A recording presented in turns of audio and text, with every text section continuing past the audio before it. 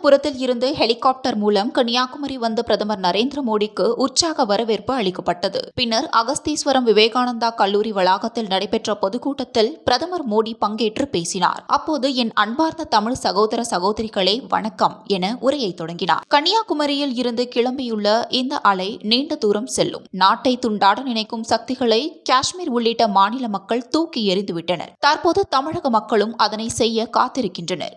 கன்னியாகுமரியில் எனக்கு கிடைத்த ஆதரவு மற்றும் வரவேற்பை கண்டு எதிர்க்கட்சியினருக்கு கலக்கம் ஏற்பட்டுள்ளது. இண்டி கூட்டணியால் தமிழகத்தில் வளர்ச்சி திட்டங்களை முன்னெடுக்க முடியாது.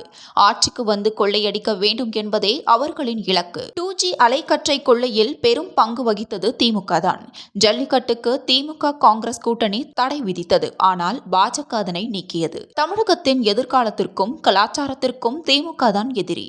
அயோத்தி ராமர் கோவில் பிரான் பிரதிஷ்டை விழாவுக்கு முன்னர் தமிழகத்தில் உள்ள முக்கிய கோவில்களுக்கு சென்று வந்தேன். ஆனால் அயோத்தி ராமர் கோவில் கும்பாபிஷேக விழாவை ஒளிபரப்புவதை திமுக அரசு நிறுத்த முயன்றது.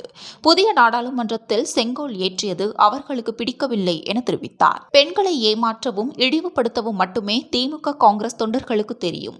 முன்னாள் முதல்வர் ஜெயலலிதாவிடம் திமுகவினர் எப்படி நடந்து கொண்டனர் என்பது தமிழக மக்களுக்கும் தெரியும். பெண்கள் இடஒதுக்கீடு மசோதாவை கொண்டு வருவதற்கான எங்கள் நடவடிக்கை குறித்தும் திமுக தலைவர்கள் கேள்வி எழுப்பினர் என பிரதமர் கூறினார். வரும் மக்களவைத் தேர்தலில் காங்கிரஸ் திமுக கூட்டணி முற்றிலும் துடைத்தெறிக்கப்படும். கன்னியாகுமரியில் இருந்து கிளம்பியுள்ள இந்த அலை நீண்ட தூரம் பயணிக்கும் என பிரதமர் மோடி தெரிவித்தார்.